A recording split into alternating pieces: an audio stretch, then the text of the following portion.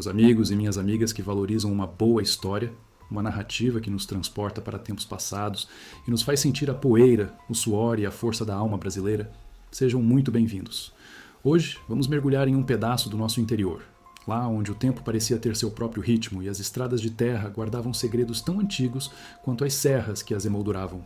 Preparem seus corações para uma jornada de dor, mas também de uma resiliência que só a vida no campo é capaz de forjar. É uma história que fala de fugas desesperadas, de escolhas impossíveis e de um porto seguro que, às vezes, surge nos lugares mais inesperados. Se essa promessa já mexe com vocês, que tal deixar o seu gostei e se inscrever no canal? Assim, a gente continua a desbravar essas tramas que brotam do coração do nosso Brasil profundo, dando voz a personagens que, mesmo esquecidos pelo tempo, ecoam em nossa memória. O sol de Minas Gerais, naquele ano de 1942, não perdoava. Castigava a pele e rachava o chão, levantando nuvens de poeira fina que pintavam de ocre cada folha, cada galho seco à beira da estrada. Era uma poeira que entrava pelos olhos, arranhava-as com a garganta e se grudava aos cabelos, marcando a ferro e fogo a paisagem e a alma de quem por ali se aventurava. E Rosa? Ah, Rosa! Ela era a própria personificação daquele chão sofrido. Com apenas 19 anos, mas com os ombros curvados como se carregasse o peso de 100 invernos, ela arrastava os pés inchados pela trilha monótona. Seus 7 meses de gravidez avançada faziam com que cada passo fosse uma prece muda, uma dolorosa negociação com a própria exaustão. A barriga proeminente, um fardo pesado para a fuga, era também a chama que a mantinha em movimento, o único vislumbre de futuro em meio a um presente desolador. Seus cabelos negros, antes longos e sedosos, agora estavam emaranhados e sem brilho, empoeirados e colados ao rosto suado. O vestido simples de algodão, que um dia fora azul claro, desbotara sob o sol impiedoso, transformando-se num trapo indistinto que mal disfarçava a fragilidade de seu corpo esguio e a firmeza de sua barriga. As sandálias, gastas, haviam se desfeito dias atrás, e agora ela caminhava descalça, sentindo a aspereza da terra, os pedregulhos pontudos e o calor escaldante do chão sob a planta dos pés, já em carne viva. A cada tropeço, um sobressalto, o pânico de cair e machucar a criança. A cada ruído distante, o coração disparava no peito. Um tambor descompassado que parecia querer escapar pela boca. Era o medo, esse hóspede indesejado, que não alargava um minuto sequer. Há quantos dias estava assim? Rosa havia perdido a conta. Talvez 3, talvez 4. O tempo havia se dissolvido em uma torrente de dor e desespero. Suas últimas lembranças de comida eram de um pedaço de rapadura e um pouco de água de poço, oferecidos por uma boa alma num vilarejo distante que ela mal se recordava. Desde então, apenas o sol, a poeira e o silêncio perturbador da solidão. O estômago roncava em protesto. Mas sua mente estava ocupada demais com a fuga, com a necessidade premente de sobreviver, de proteger o pequeno ser que se movia dentro dela. Ela falava com a barriga, em sussurros roucos e quase inaudíveis. "Aguenta firme, meu amor. A mamãe vai te tirar daqui, longe deles, longe de tudo." As memórias, essas sim, eram uma companheira constante e cruel. Viam em flashes, como raios em tempestade, os acontecimentos que a haviam lançado nessa rota de desespero. Ela se via novamente na cozinha da grande fazenda do coronel Alcides Bittencourt, onde trabalhava desde criança, ajudando a mãe na lida doméstica. Rosa era uma moça simples, mas de uma beleza que não passava despercebida, com seus olhos amendoados e a boca desenhada, sempre com um sorriso que iluminava o ambiente. Mas aquele sorriso, aquela luz, se apagou na noite em que Horácio, o filho único e mimado do coronel, a surpreendeu num canto escuro do armazém. Ele era o herdeiro, o futuro daquelas terras, e acreditava que tudo e todos em sua propriedade lhe pertenciam. As palavras de Rosa, seus pedidos, suas lágrimas, foram ignorados. A força bruta, a violência silenciosa e avassaladora, rasgou sua alma e seu corpo, deixando-a em pedaços. Ela se lembrava do cheiro de aguardente no hálito dele, do peso de seu corpo, da dor insuportável e do pavor paralisante. Quando a escuridão cedeu à luz do amanhecer, Rosa estava ali, jogada no chão frio, sentindo-se suja, violada, um caco do que fora. O tempo passou, e com ele, a certeza cruel. Seu ventre começou a inchar, e as manhãs vinham acompanhadas de enjoos incessantes. O segredo era pesado demais para ela carregar sozinha. Sua mãe, uma mulher de fé e de fibra, mas também de uma sabedoria que vinha da terra, notou as mudanças no corpo e no semblante da filha.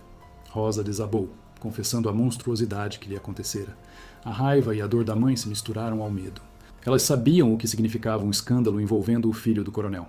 As famílias poderosas não admitiam manchas em seus nomes.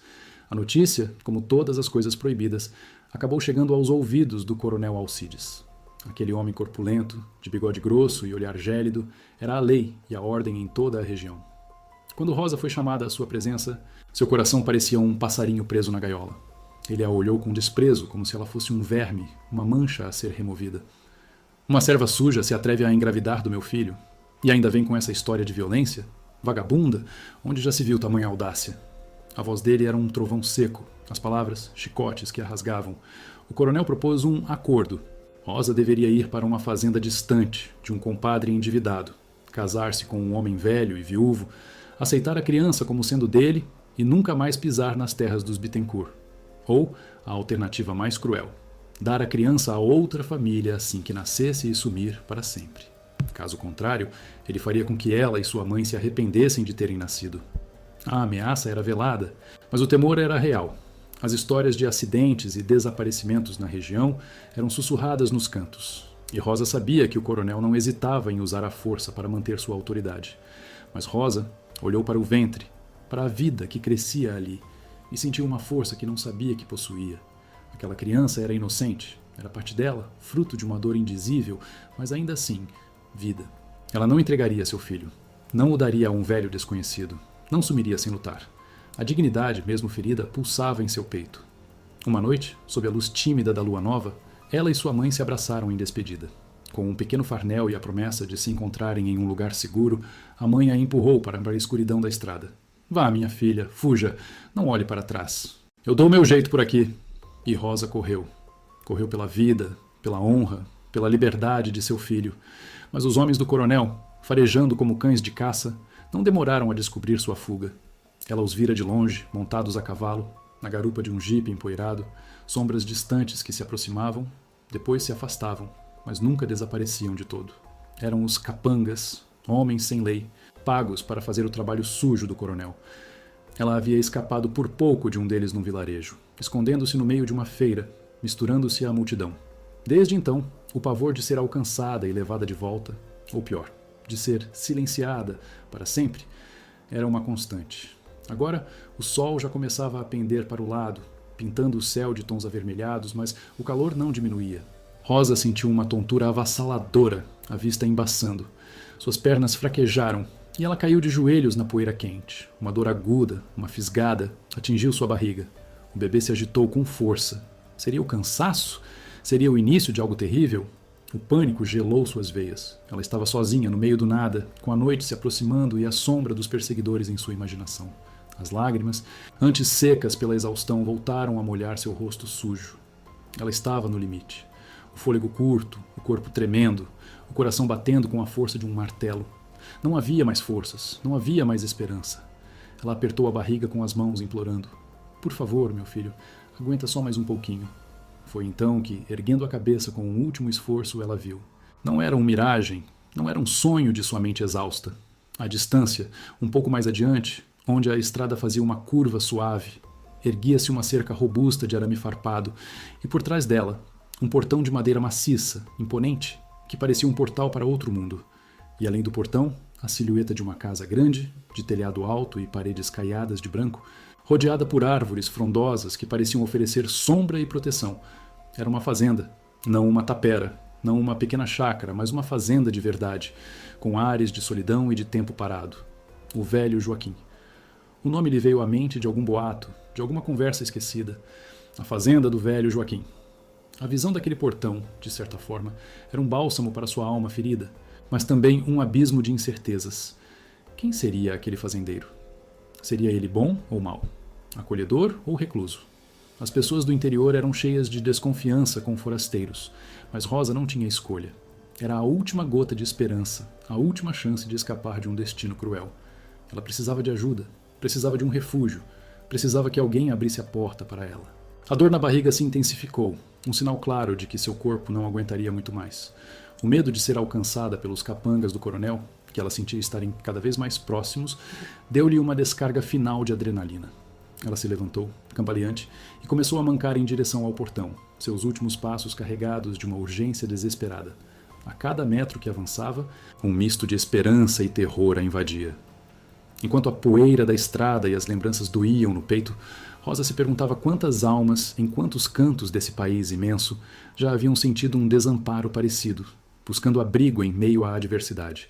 Falando em cantos e histórias, me conta aí nos comentários. De que cidade você está assistindo a essa jornada? Com os últimos resquícios de força, Rosa conseguiu chegar perto do portão. Ela agarrou-se à madeira áspera, a testa suada encostada na superfície fria, os joelhos tremendo.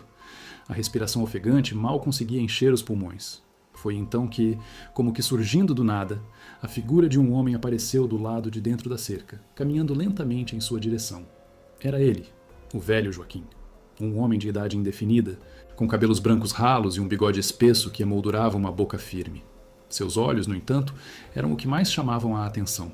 Profundos, experientes, carregados de uma melancolia antiga, mas também de uma faísca de algo que Rosa não soube identificar.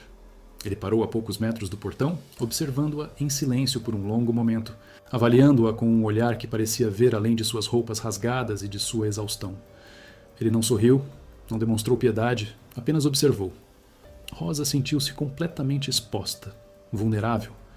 Ela tentou falar, mas a voz não veio, apenas um soluço engasgado.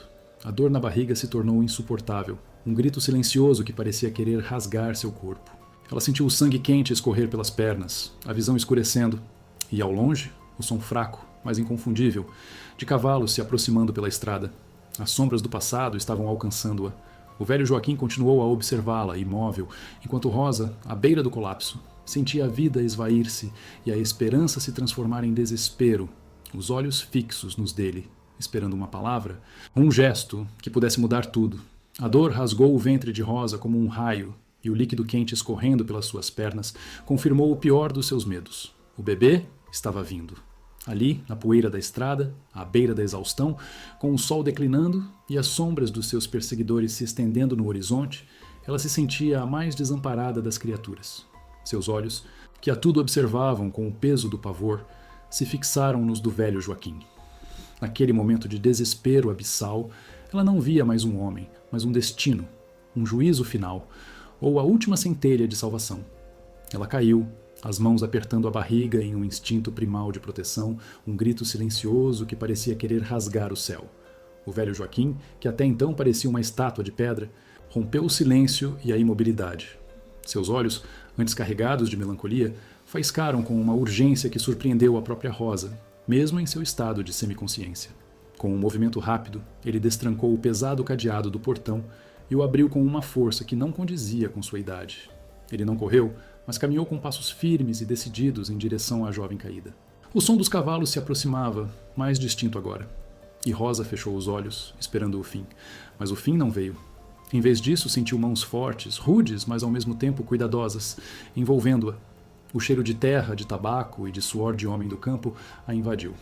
O velho Joaquim a ergueu do chão com uma facilidade impressionante, apoiando seu corpo contra o dele.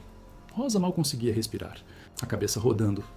Antes que pudesse processar o que acontecia, ele a segurou em seus braços como se ela fosse um fardo leve e começou a caminhar de volta para dentro da fazenda.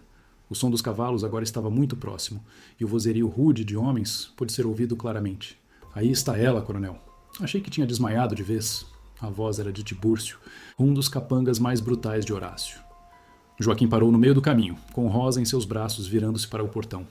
Lá, 3 homens montados a cavalo e um em um jipe empoeirado pararam abruptamente. O coronel Alcides Bittencourt, com sua barba espessa e olhar ameaçador, estava no jipe, observando a cena com uma mistura de surpresa e raiva. Joaquim? Ora. Então é aqui que a vadia se meteu, trovejou o coronel. Entregue a rapariga, Joaquim, e evitamos problemas. Ela é uma fugitiva, engravidou do meu filho e agora quer manchar o nome da minha família. Ela me pertence. O velho Joaquim não pestanejou. Seus olhos encontraram os do coronel e uma frieza cortante emanou dele. A voz, antes rouca e carregada de anos, soou com uma autoridade inquestionável, ecoando pela vastidão do campo. Ninguém te toca, disse ele, referindo-se a Rosa, mas a frase era claramente uma advertência ao coronel. Essa moça está sob a minha proteção. Essas terras são minhas. E aqui, coronel, a sua lei não entra. Houve um silêncio tenso. Os capangas se entreolharam, surpresos pela audácia do velho Joaquim. Um homem que, apesar de recluso, era conhecido por sua teimosia e por possuir terras que há muito tempo eram da sua família, respeitadas por todos. O coronel Alcides tentou sustentar o olhar, mas o peso da palavra de Joaquim, a postura inabalável, fez com que ele hesitasse. Ele conhecia a fama do velho e sabia que não era homem de recuar. Não seja tolo, Joaquim, disse o coronel, a voz ainda carregada de ameaça, mas com um traço de incerteza. Essa mulher vai te dar problemas. É uma desonra, uma praga. Se é praga minha, respondeu Joaquim, sem erguer a voz, mas com cada palavra pesando uma tonelada. Aqui ninguém entra sem a minha permissão, coronel. E essa moça, eu disse, ninguém toca nela. Agora deem meia volta e levem essa sua praga de volta para onde ela veio. A ordem era clara, a autoridade inegável. O coronel Alcides soltou um grunhido de frustração, mas sabia que, naquele momento, não havia nada a fazer. Confrontar Joaquim em suas próprias terras seria um erro. Ele deu um sinal aos capangas, que, contrariados, começaram a manobrar os cavalos e o jipe. Enquanto se afastavam, o coronel lançou um último olhar furioso para Joaquim e Rosa. Isso não vai ficar assim, Joaquim. Você vai se arrepender. Mas Joaquim já havia virado as costas, carregando Rosa, que estava desmaiada em seus braços para o interior da fazenda. A ameaça do coronel se perdeu no vento. Rosa acordou algumas horas depois, num quarto estranho, mas aconchegante. O cheiro de ervas secas e de lenha queimando envolvia o ambiente. A luz suave de uma lamparina iluminava um teto de madeira e paredes caiadas. Ela estava deitada numa cama macia, com lençóis limpos, e seu corpo doía, mas uma dor diferente, uma dor de ter sido salva. Ela tocou a barriga, ainda grande, e sentiu o bebê se agitar. Um alívio profundo, uma onda de gratidão e confusão a atingiu. Ela estava viva. O bebê estava vivo. Um som na porta a fez se encolher. O velho Joaquim entrou no quarto carregando uma tigela fumegante. Ele a colocou na pequena mesa de cabeceira e se sentou numa cadeira de madeira, observando-a. Acordou, disse ele, a voz rouca sem tom. Rosa tentou se sentar, mas uma pontada as impediu. A barriga, o bebê... Tá tudo bem, ele a tranquilizou. Perdeu um pouco de sangue, mas não foi o que você pensa. É o cansaço. Trouxe uma parteira da vila, a Maria. Ela te examinou. O bebê está bem, mas precisa de repouso. Rosa o olhou, ainda sem entender a gentileza daquele homem, cuja fama era de recluso e intratável. Por quê? Porque o senhor me ajudou. Ele apenas a fitou com seus olhos profundos como se procurasse algo em sua alma. Porque viu desespero nos seus olhos. Viu uma mãe em apuros. E eu não podia te deixar na estrada. A simplicidade da resposta tocou Rosa. Ela sentiu uma lágrima escorrer pelo rosto. Os homens, o coronel, foram embora. Não vão voltar. Não por agora. Aqui dentro você está segura. Ninguém te toca, eu disse. As palavras dele eram um bálsamo. Naqueles primeiros dias, Rosa, embora grata, mantinha uma resistência silenciosa. A vergonha do que lhe acontecera, o medo de ser um estorvo, a desconfiança em relação a qualquer homem faziam com que ela se mantivesse reservada. Ela comia o que Joaquim lhe trazia. Caldos mornos, pão de milho fresco, leite de cabra, mas falava pouco. Observava-o. Ele também era um homem de poucas palavras. Sua presença era imponente, mas não ameaçadora. Cuidava dela com uma espécie de gentileza silenciosa, um cuidado desajeitado, mas genuíno. Aos poucos, a barreira entre eles começou a ceder. Rosa, em seus momentos de insônia, o ouvia trabalhando no quintal antes do sol nascer, o ranger da bomba d'água, o mugido das vacas. Ele trazia flores silvestres para enfeitar o pequeno quarto, sem dizer uma palavra, apenas as deixava ali. Ela percebeu que ele preparava suas refeições com esmero, sempre se certificando de que estivesse bem alimentada. Certa tarde, quando o sol já se punha e pintava o céu de roxos e alaranjados, Rosa estava sentada na varanda, sentindo a brisa suave e acariciando a barriga. Joaquim se sentou na cadeira ao lado, acendendo seu cachimbo. O cheiro adocicado do fumo se misturou ao ar fresco. Está com medo ainda? Perguntou ele a voz baixa. Rosa hesitou. De tudo. Do que vai ser. Do coronel. De não ser capaz. Joaquim tragou o cachimbo. Medo é bicho ruim. Mas o amor de mãe, esse é mais forte. É o que vai te guiar. Ele fez uma pausa. Eu conheci sua mãe. A revelação pegou Rosa de surpresa. Minha mãe? A senhora Aurora. Sim, ela trabalhou aqui por um tempo quando era moça, antes de ir para a fazenda dos Bittencourt. Uma mulher de fibra, honesta, forte, igual a você. Havia uma ponta de carinho na voz dele, uma memória distante. Aquela pequena conexão com sua mãe, com um passado mais simples, foi o que Rosa precisava. Ela sentiu uma lágrima. Sinto tanta falta dela. Ela vai ficar bem. Sua mãe é como o cerrado, não se dobra fácil, disse Joaquim. E você também não vai se dobrar. A cada dia que passava, Rosa encontrava um pouco mais de paz. O casarão do velho Joaquim, antes um refúgio temporário, começou a se parecer com um lar. Ela observava a rotina da fazenda, os poucos empregados que passavam apressados, evitando contato direto, mas sempre cumprimentando o patrão com respeito. Ela reparava na disciplina de Joaquim, na sua dedicação à terra, na sua solidão. Mas nem toda a fazenda era um isolamento. A notícia da chegada de Rosa, uma mulher grávida e desacompanhada, que o recluso velho Joaquim havia acolhido, voou mais rápido que a notícia da chuva forte. Na pequena vila mais próxima, a algumas léguas de distância, as línguas afiadas das mulheres nas janelas e dos homens na venda começaram a trabalhar. O Joaquim, um homem que nunca trouxe uma viva alma para dentro daquela fazenda, agora tem uma moça grávida e sozinha. Que vergonha! Será que é filha dele? Uma paixão de juventude, agora velha? O velho Joaquim não é santo, não. Ou será que é alguma daquelas moças perdidas que se envolvem com gente ruim e depois correm para o mato? Uma fugitiva, talvez? E o coronel Alcides, que passou por lá e foi mandado de volta? Dizem que estava atrás dessa moça. O que será que ela fez de tão grave? Os comentários chegavam aos poucos, pelos empregados que iam à vila fazer compras, ou pelos vizinhos mais distantes que passavam pela estrada, e diminuíam a marcha para olhar a fazenda com curiosidade mórbida. Rosa sentia o peso desses olhares, dessas palavras não ditas, como agulhas finas espetando sua pele. A vergonha que ela pensava ter deixado para trás, na fazenda do coronel, voltava a assombrá-la. Ela era a moça estranha, a moça perdida, a vergonha que o velho Joaquim havia trazido para dentro de suas terras. Uma tarde, a parteira Maria veio para verificar Rosa. Enquanto a examinava, os olhos curiosos da senhora pairavam sobre a jovem. As línguas são compridas, minha filha, disse Maria com a voz baixa. O povo na vila fala de você. Dizem que o coronel Alcides Bittencourt está furioso. Dizem que você fugiu da fazenda dele com uma barriga. Rosa sentiu o rosto queimar. Eu não fiz nada de errado, Dona Maria. Eu acredito, minha filha. Mas o mundo é cruel com as moças que andam sozinhas e grávidas. E o coronel Bittencourt é um homem poderoso. Maria suspirou. É bom que o velho Joaquim te acolheu, mas o povo não entende nada. As palavras da parteira ecoaram na mente de Rosa. Ela havia fugido do julgamento de um, apenas para cair no julgamento de muitos. A segurança que o velho Joaquim lhe oferecia era um bálsamo, mas a mancha de sua situação parecia se espalhar, alcançando-a mesmo naquele refúgio. O receio de estar causando problemas a Joaquim, de trazer desgraça para ele, começou a corroê-la. Seria justo que aquele homem que ela havia salvado tivesse seu nome e sua paz perturbados por causa dela? A esperança de um novo começo se misturava à amargura da injustiça social. Uma sombra persistente que a lembrava de que, no interior, uma mulher sozinha e grávida não tinha para onde fugir do olhar condenador do mundo. E mais uma vez, ela sentiu uma fisgada na barriga. Um lembrete de que o tempo se esgotava. E o pequeno ser que se agitava dentro dela logo chegaria, trazendo consigo a prova viva de sua desonra para o escrutínio de todos.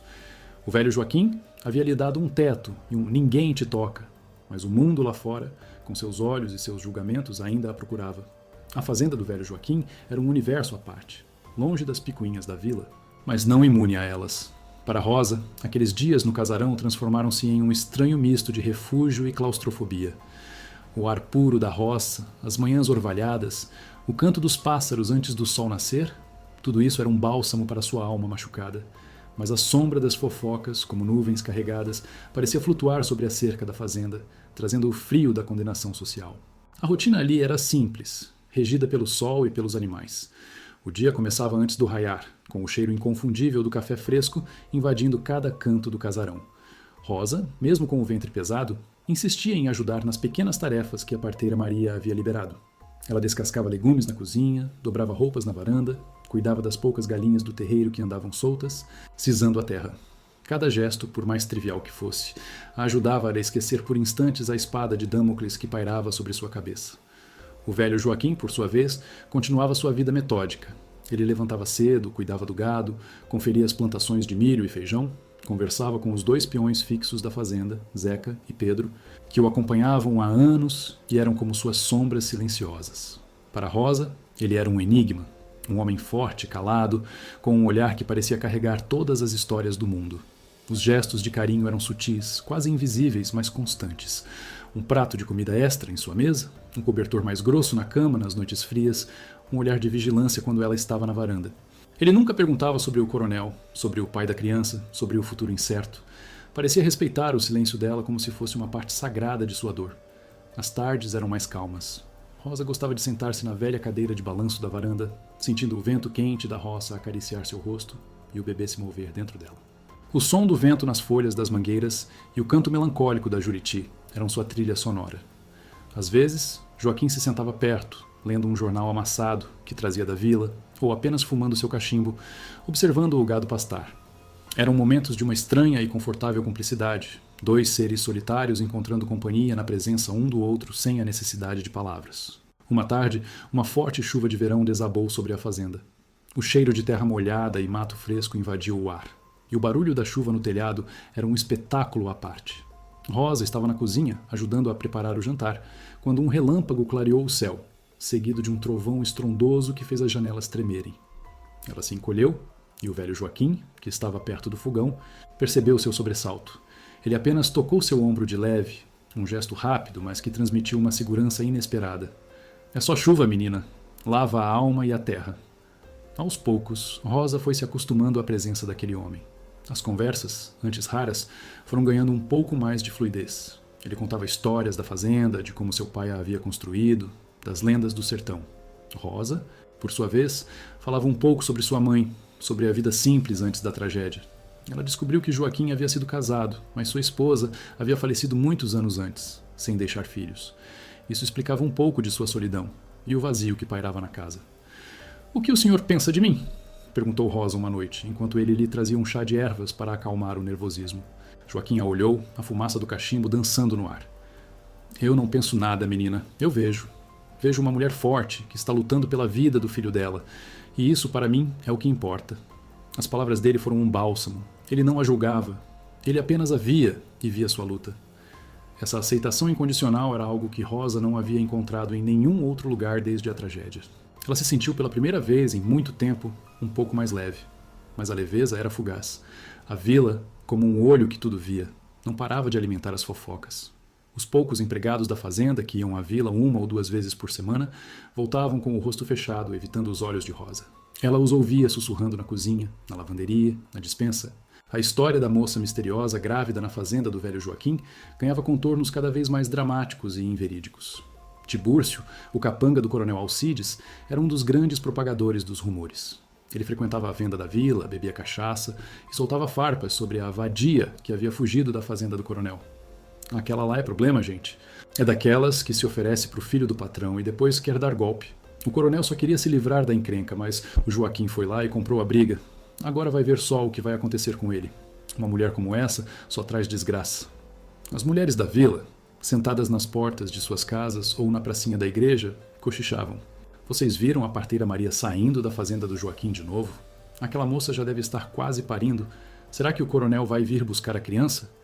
Dizem que o coronel Alcides mandou recado para o Joaquim, dizendo que ele está abrigando uma criminosa, uma que denegriu o nome do filho dele, que Joaquim vai se dar mal com essa história. E o Joaquim, que sempre foi um homem de paz, agora está brigando com o coronel por causa dessa forasteira. O que essa moça tem, hein? Os rumores chegavam aos ouvidos de Joaquim também. Ele escutava em silêncio, a testa franzida, o olhar distante. Nunca falava sobre isso com Rosa, mas ela percebia a tensão em seus ombros, a forma como ele apertava os lábios. A presença dela estava, sim, causando problemas. E o coronel Alcides, com seu orgulho ferido e seu poder inabalável, não havia esquecido a afronta.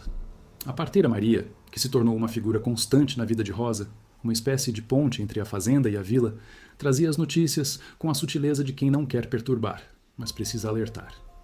"O coronel Bittencourt está mandando emissários a todos os cantos, minha filha, dizendo que você é uma impostora, que tentou enganar o filho dele, que Joaquim está te protegendo indevidamente." Rosa sentia o coração apertar. "Ele vai vir aqui, não vai, Dona Maria? Vai me tirar daqui. Vai me levar de volta para a fazenda dele ou me entregar para a justiça." Maria suspirou. "O poder dele é grande, minha filha. Mas o Joaquim é um homem de princípios. Ele não vai te entregar. Pelo menos não sem lutar." Aquelas palavras, "não sem lutar", encheram Rosa de um misto de esperança e pavor. O velho Joaquim havia a salvo, lhe dado um abrigo, mas ela não queria que ele se arriscasse por ela. Era uma dívida que ela não sabia como pagar. A cada dia que se aproximava do parto, a ansiedade aumentava. O bebê, que deveria ser a maior alegria de sua vida, tornava-se também a prova viva da violência que sofrera e o motivo de toda a sua desgraça. Uma noite, Rosa acordou sobressaltada. Não era o bebê se mexendo, nem um pesadelo. Era o som de passos lá fora e vozes abafadas. Ela se levantou da cama, o coração batendo forte, e foi até a janela. A fazenda estava imersa na escuridão, apenas a luz da lua iluminava fracamente o terreiro. Ela viu duas sombras se movendo em direção aos estábulos. Era um Tibúrcio e outro Capanga, vindo de longe, talvez da fazenda do coronel. Eles não ousaram entrar na casa, mas a presença deles ali, nas terras de Joaquim, era uma clara provocação. Rosa se encostou na parede, tremendo. A mensagem era clara. O coronel Alcides não havia desistido. Ele estava cercando a fazenda, tentando intimidar Joaquim, esperando uma brecha. Aquele "ninguém te toca" do velho Joaquim parecia cada vez mais uma promessa difícil de ser mantida. A madrugada passou em claro para Rosa, os olhos fixos na janela, esperando por algo, por alguém. O bebê, como se sentisse o nervosismo da mãe, se agitava em seu ventre. Ao amanhecer, os capangas haviam sumido, mas deixaram para trás um rastro de intimidação. A paz da fazenda havia sido quebrada. Joaquim notou a palidez de Rosa no café da manhã. Ele viu os olhos inchados, o semblante de pavor. Ela não precisou dizer uma palavra. Ele sabia. Os homens do coronel estavam ali, à espreita. "Não se preocupe", disse ele, a voz firme, embora com um traço de cansaço. "Eles não vão entrar aqui, não enquanto eu viver." As palavras dele eram fortes, um escudo protetor para Rosa. Mas ela não queria que Joaquim tivesse que dar a vida por ela e por seu filho. A dívida de gratidão se misturava à culpa. A fofoca da cidade, os olhos curiosos, o poder do coronel Alcides. Tudo isso se fechava em torno da fazenda, transformando o refúgio em uma fortaleza sitiada. E o relógio da natureza, impiedoso, continuava a avançar, anunciando a chegada iminente do bebê. O ponto de virada que mudaria tudo, para o bem ou para o mal, naquele pedaço do interior de Minas Gerais. Aquele casarão antigo, com suas paredes grossas e janelas de madeira batida, parecia respirar as histórias de gerações. E naqueles dias tensos, com a ameaça do coronel pairando como um urubu sobre a carcaça, Rosa e o velho Joaquim se tornaram mais do que anfitrião e hóspede. Eles se tornaram cúmplices de um destino incerto. A cada olhar trocado, a cada silêncio compartilhado, o laço invisível que os unia se fortalecia, tecido com a linha da confiança e da necessidade mútua. Joaquim, antes um livro fechado, começou a desvendar algumas páginas de sua própria história. Em uma noite de tempestade, com o vento uivando lá fora e a chuva batendo forte nas vidraças, ele se sentou na sala, perto da lareira, e Rosa, insone, o encontrou ali. O crepitar da lenha acalmava um pouco o seu coração. Joaquim, vendo-a, a convidou para sentar-se. O fogo lançava sombras dançantes na parede, e a atmosfera era propícia para confidências. "Você me lembra muito minha esposa, Elsa", ele começou, a voz baixa, quase um sussurro. Ela tinha a mesma força nos olhos, a mesma determinação e o mesmo amor pela vida, mesmo quando a vida não era justa. Rosa o ouviu em silêncio, sentindo o calor do fogo aquecer não só seu corpo, mas também sua alma. "Nós perdemos um filho", continuou Joaquim, e a dor em sua voz, mesmo depois de tantos anos, era palpável. Nasceu prematuro, não resistiu. Elsa nunca se recuperou de verdade. Ela queria tanto ser mãe, tanto. E depois disso, ela adoeceu. Foi embora cedo demais. Um nó se formou na garganta de Rosa. Compreender a dimensão daquela dor, aquele vazio que ele carregava há décadas, fez com que ela sentisse uma conexão ainda mais profunda com aquele homem. Ele não a acolhera apenas por compaixão, mas talvez por uma memória, uma ferida antiga que ela, com sua barriga e sua fragilidade, havia tocado. "Eu sinto muito, Sr. Joaquim", ela disse, a voz embargada. Ele balançou a cabeça. "É a vida, menina, cheia de alegrias e de tristezas. Mas a gente segue, a gente tem que seguir." Ele virou-se para ela, seus olhos profundos fixos nos dela. "Eu sei o que é ver o mundo desabar. E sei o que é lutar por aquilo que a gente ama. Não tenha medo de lutar, Rosa. Por esse filho que você carrega, lute com todas as suas forças." Naquele momento, Rosa sentiu que não estava mais sozinha. Não era apenas um fazendeiro recluso e uma fugitiva. Era a força de duas almas marcadas pela vida, unidas pela promessa de uma nova vida que estava por vir. Ela segurou a mão calosa do velho Joaquim, um gesto de carinho e gratidão que transcendia as palavras.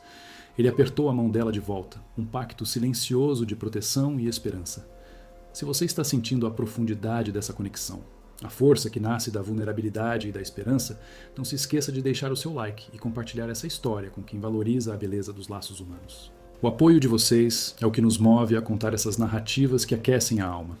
A vida na fazenda, apesar da fofoca e da ameaça latente, começou a ter um ritmo mais leve para Rosa. Ela ajudava a cuidar da pequena horta, plantando e colhendo, sentindo a terra em suas mãos.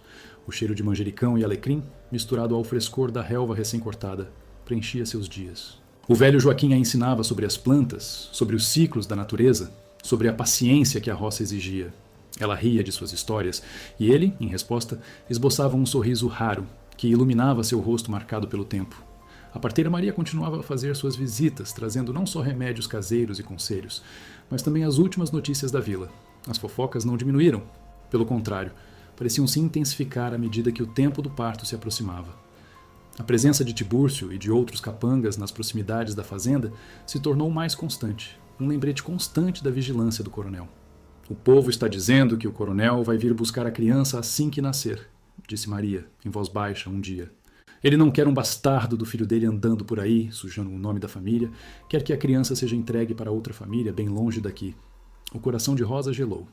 Ela sabia que essa era a intenção inicial do coronel, mas ele havia subestimado sua força. E agora, a de Joaquim. Ele não vai levar meu filho, ela disse, a voz firme, carregada de uma determinação que surpreendeu até a si mesma. Eu sei que não vai, minha filha, mas se prepare. O coronel não costuma aceitar um não como resposta. Ele vai usar todos os meios.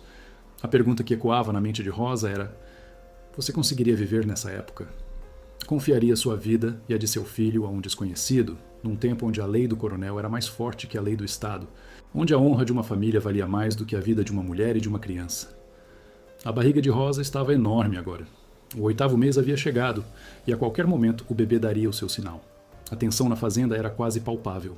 Joaquim andava mais calado, observando a estrada com mais frequência, seu rifle de caça sempre por perto. Zeca e Pedro, os peões, também sentiam o clima pesado e se mantinham mais alerta.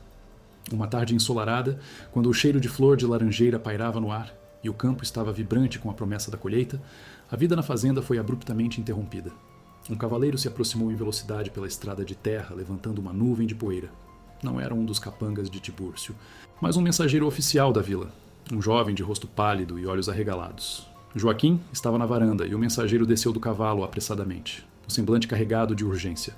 Ele trazia um envelope selado nas mãos, o selo da prefeitura da cidade. Seu Joaquim, uma carta do Fórum de Justiça. Joaquim pegou a carta, a testa franzida. Ele abriu o envelope com cuidado e começou a ler, seus olhos percorrendo as linhas impressas. Rosa, que estava por perto, sentiu um arrepio na espinha. A quietude da fazenda foi engolida por um pressentimento sombrio. O rosto do velho Joaquim endureceu à medida que ele lia. A cada palavra, seus traços se tornavam mais tensos, a boca mais apertada. Quando terminou, ele amassou a carta na mão, a veia em sua testa pulsando. O que é, senhor Joaquim? Perguntou Rosa, o coração martelando no peito. Ele a olhou e nos seus olhos ela viu uma mistura de raiva contida e uma preocupação que ele raramente demonstrava. O coronel Alcides Bittencourt moveu os pauzinhos. Ele entrou com um pedido de intervenção judicial. Acusa-me de sequestro e de acobertar uma criminosa, uma impostora que está tentando extorquir sua família com uma falsa paternidade. As palavras caíram como pedras sobre Rosa.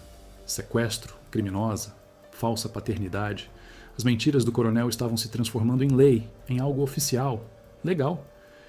E o que isso significa? Ela perguntou, a voz quase inaudível. Significa que eles vão vir, com a lei, com a ordem judicial para te levar. E se você resistir, ou se eu resistir, eles vão usar a força. E a criança? Eles podem tirar a criança de você. A voz de Joaquim era grave, carregada de uma ameaça real e iminente. A carta era o aviso final, o ultimato. A fofoca se transformara em acusação formal. A ameaça do coronel não era mais um sussurro nas sombras, mas um grito ensurdecedor, chancelado pelo braço da justiça. O santuário da fazenda, que tanto Rosa havia buscado e que Joaquim havia prometido, estava prestes a ser invadido. Tudo estava prestes a desmoronar. O tempo do refúgio havia chegado ao fim. A notícia da carta do fórum caiu sobre Rosa como um raio em céu aberto. O ar da fazenda, antes tão puro e acolhedor, tornou-se pesado, prenúncio de uma tempestade iminente. O medo, que parecia ter dado uma trégua, voltou com força redobrada, apertando seu peito. Seus olhos se encheram de pavor e ela buscou o olhar de Joaquim, tentando encontrar nele a força que sentia esvair-se de si. O velho Joaquim, por sua vez, estava mais austero do que nunca. A carta em suas mãos parecia queimar, E a cada segundo que passava, sua fúria silenciosa contra as injustiças do coronel Alcides crescia. Ele sabia que o confronto era inevitável. E desta vez, não seria apenas uma troca de palavras e ameaças. Seria a lei contra a sua palavra, a força contra a sua honra. Eles não vão entrar aqui, ele repetiu. A voz carregada de uma determinação férrea, mais para si mesmo do que para Rosa. Não vão te levar. Não vão levar seu filho. Rosa, no entanto, sentia que a situação era muito maior do que a vontade de um homem, por mais honrado que fosse. O coronel Alcides era poderoso, tinha o sistema a seu favor. O que podemos fazer, Sr. Joaquim? Ela perguntou a voz trêmula. Não quero que o senhor se prejudique por minha causa. Por favor.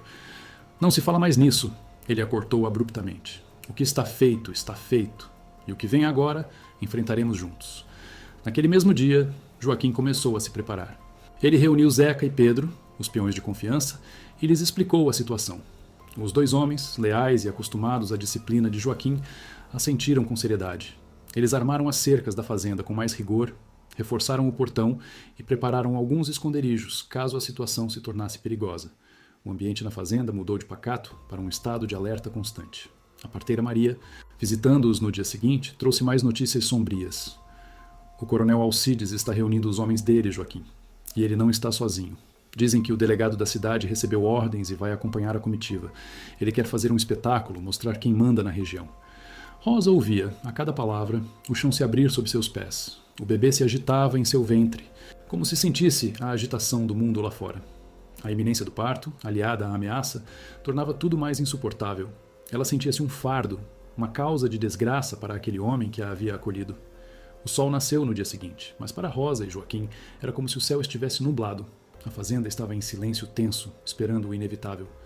Rosa passou a manhã sentada na varanda, as mãos na barriga, sentindo cada movimento do bebê, como se quisesse memorizar cada instante antes que o pior acontecesse.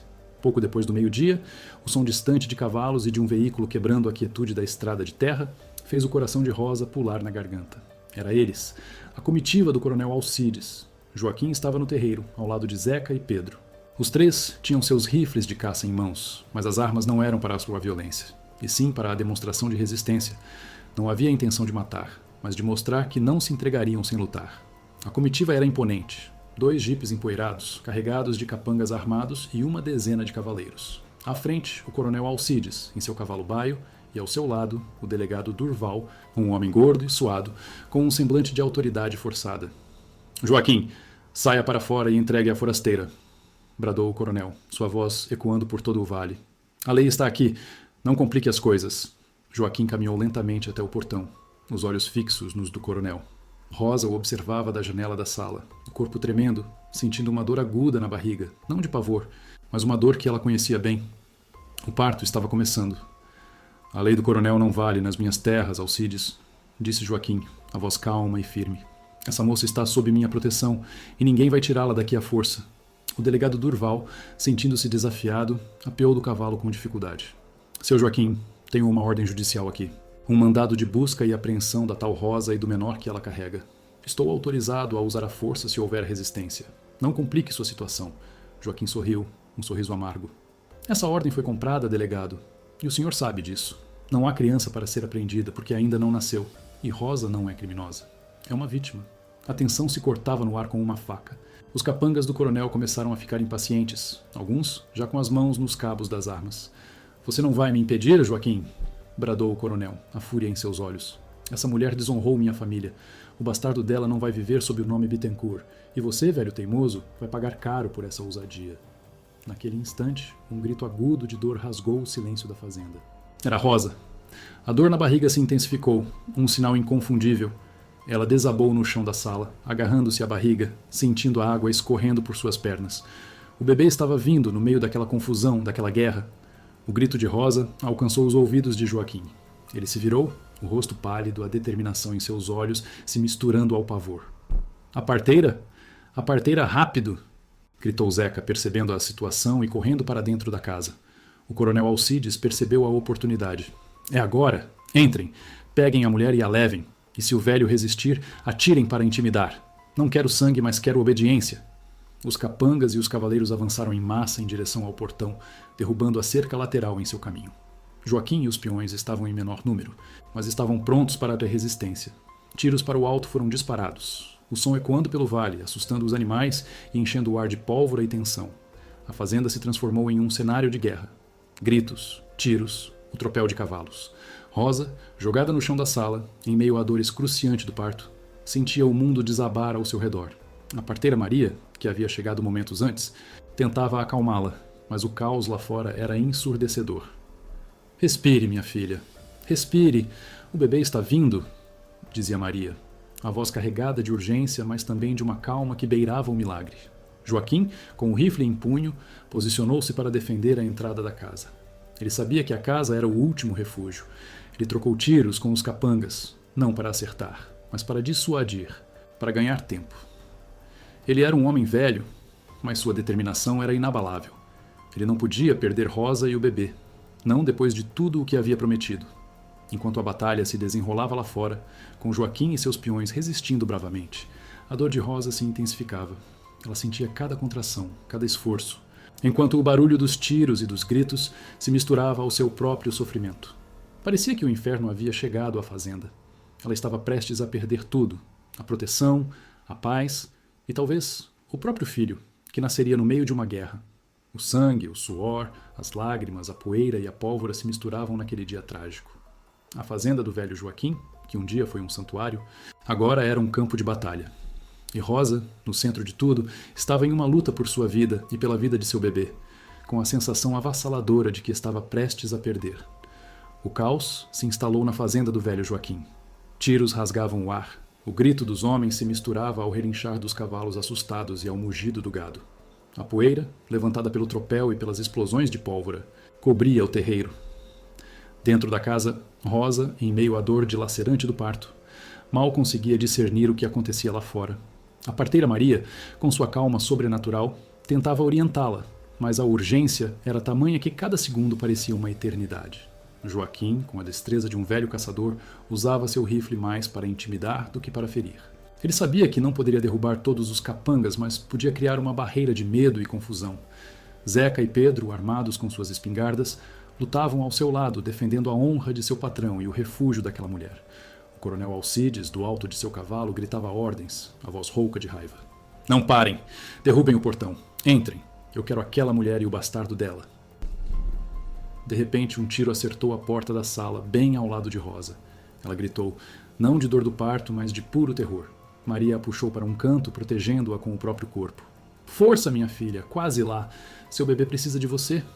Joaquim, percebendo a invasão iminente, sentiu um desespero frio. Ele estava perdendo terreno. Os homens do coronel eram muitos e o delegado, com sua autoridade, estava prestes a entrar. Foi então que ele viu Tibúrcio, o capanga mais fiel do coronel, rastejando por entre os arbustos, tentando flanquear a casa. Joaquim disparou um tiro de advertência, que passou perto da cabeça do homem, forçando-o a recuar. Mas a situação era insustentável. O portão principal foi derrubado. Os cavaleiros invadiram o terreiro e os jipes, levantando poeira, se aproximavam da casa. O delegado Durval, com a voz embargada, gritou: Em nome da lei, entreguem-se, ou seremos obrigados a usar força letal. Joaquim sabia que não podia arriscar a vida de Rosa ou de seu bebê em um confronto sangrento. Ele abaixou o rifle, sinalizando para Zeca e Pedro cessarem fogo. Os três se renderam, as mãos para o alto enquanto os capangas os cercavam, apontando suas armas. O coronel Alcides apeou do cavalo, um sorriso cruel nos lábios. Finalmente, velho teimoso. Pensou que podia me desafiar? Eu sou a lei aqui. Ele se virou para o delegado. Delegado, agora pegue a vadia lá dentro. Quero essa criança longe daqui e ela de volta para onde pertence. Mas, naquele exato momento, um som que ninguém esperava ecoou pela casa. Um choro.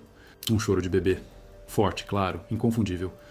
O silêncio que se seguiu foi quase palpável. O coronel parou no meio do caminho, os capangas congelaram, até o delegado Durval, com sua face suada, virou-se para a casa. A porta da sala se abriu, e a parteira Maria apareceu, segurando nos braços um pequeno embrulho. Ela caminhou com dignidade até a varanda, seus olhos fixos nos do coronel. Aqui está a criança, disse Maria, a voz firme apesar da tensão. Um menino, forte e saudável. Rosa, exausta, mas com uma força recém-descoberta, apareceu atrás de Maria, apoiando-se na parede. Seus cabelos estavam úmidos, seu rosto pálido, mas seus olhos brilhavam com uma luz inabalável.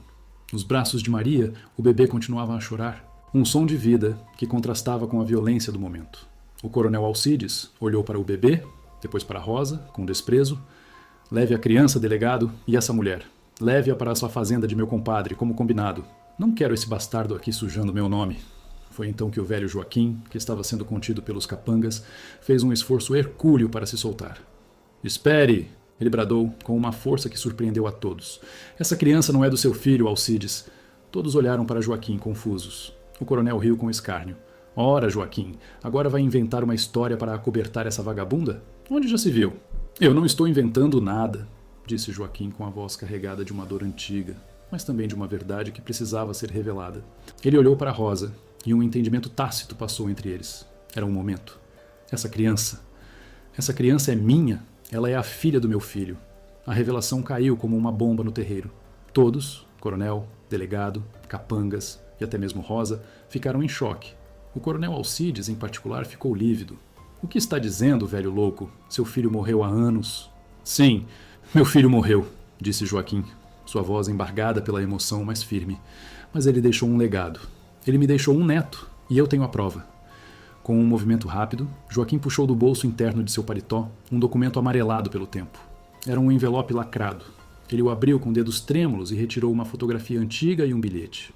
A fotografia mostrava um jovem, muito parecido com Joaquim em sua juventude, ao lado de uma jovem mulher com os mesmos olhos amendoados e o mesmo sorriso de Rosa. Esta é Elsa, disse Joaquim, apontando para a foto. Minha Elsa. E este é meu filho, Marcos. Eles se amavam.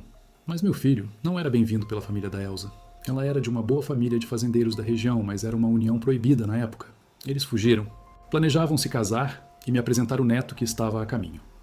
O choro do bebê na varanda parecia dar mais peso às palavras de Joaquim. Rosa, com os olhos fixos na foto, sentia cada palavra como um eco de sua própria história. Mas eles nunca chegaram, continuou Joaquim, a voz embargada pela dor da lembrança. Sofreram um acidente na estrada. Elsa faleceu na hora. E meu filho? Meu filho agonizou por dias me contando que Elsa estava grávida. Ele me fez prometer que se a criança sobrevivesse, eu a protegeria. Mas a criança nunca foi encontrada. Os Bittencourt, família da Elsa, disseram que a criança havia nascido morta e foi enterrada sem cerimônia. Eu nunca acreditei. Eu sempre soube que Elsa, com sua força, jamais teria um filho natimorto sem sequer uma marca para me mostrar. Ele ergueu a fotografia e o bilhete.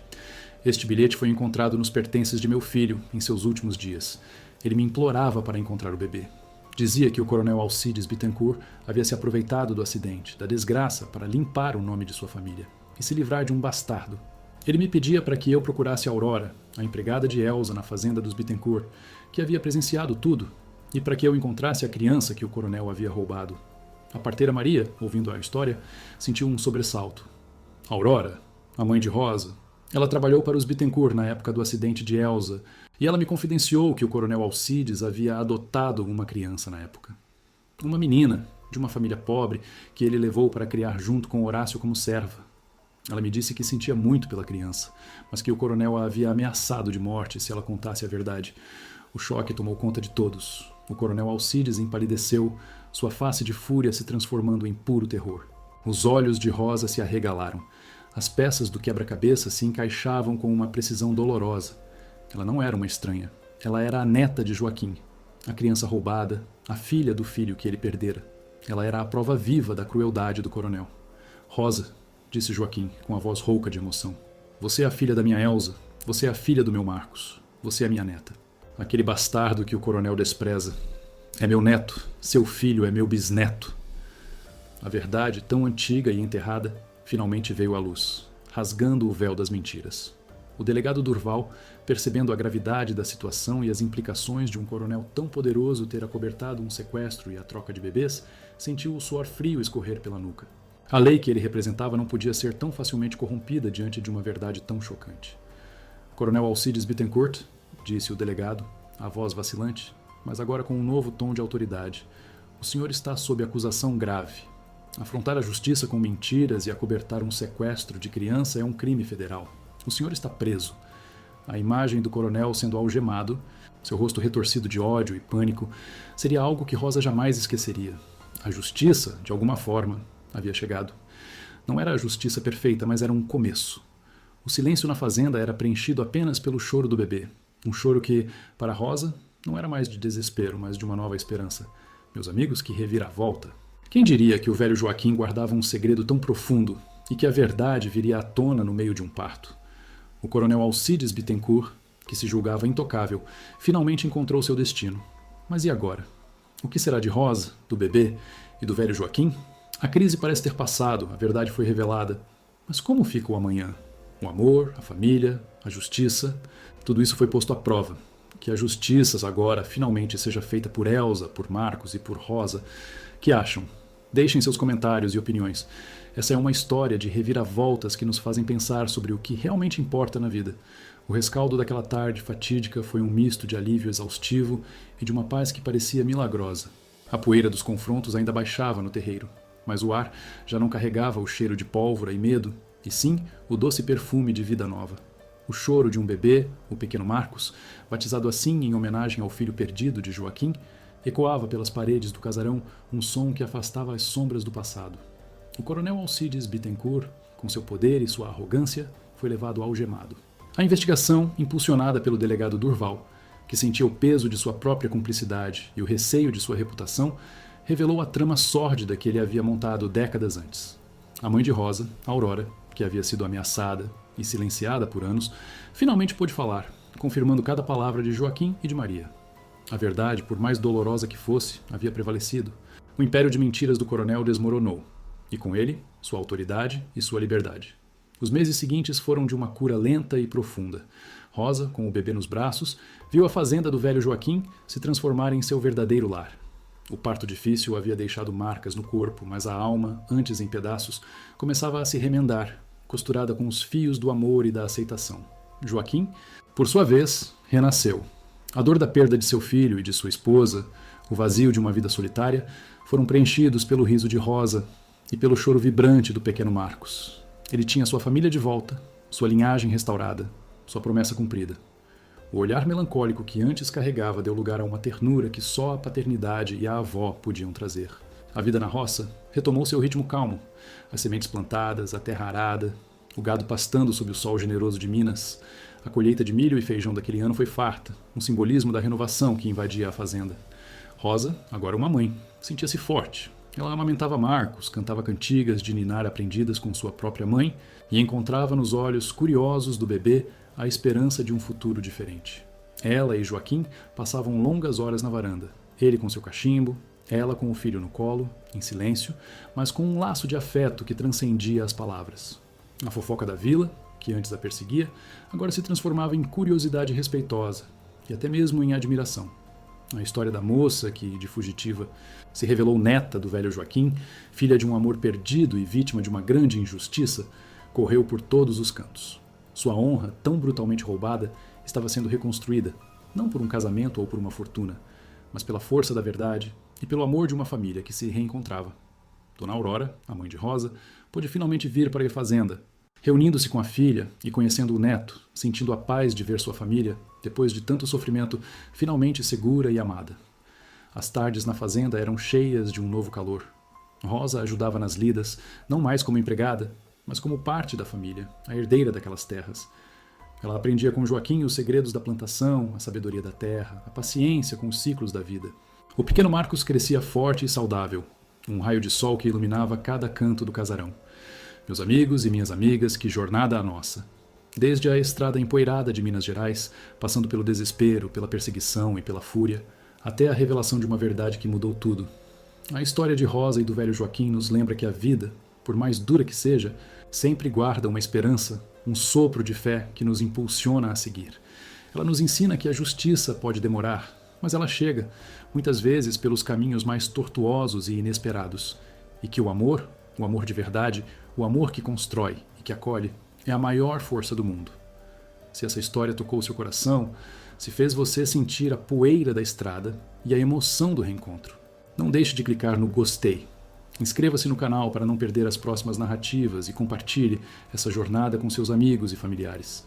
Assim, a gente espalha essas tramas de fé e superação que brotam do nosso Brasil. Que a gente nunca perca a esperança. Que a gente sempre acredite na força do bem e na capacidade humana de recomeçar. Pois, como a vida na roça nos ensina, depois de toda tempestade, o sol sempre volta a brilhar. e o chão, antes árido, se enche de vida nova. Um abraço e até a próxima história.